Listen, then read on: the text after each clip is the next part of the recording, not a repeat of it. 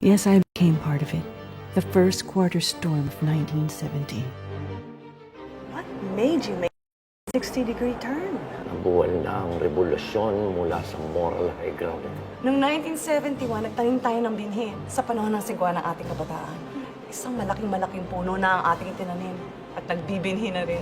Ang totoong aktivista, kahit tumanda na, aktivista pa rin. Wala tayong kalaban-laban dito sa syudad. Sa kanayunan patas ang laban. Kapag napatunayan na meron siyang utang na dugo, pasensyahan na lang tayo. Kamusta ang tagapagtanggol ng status quo? Bulag ba kayo? Hindi niyo ba nakikita ang progreso kabi-kabi lang? Azon! Kumusta? Peligroso siya. Huwag kang magtitiwala sa kanya.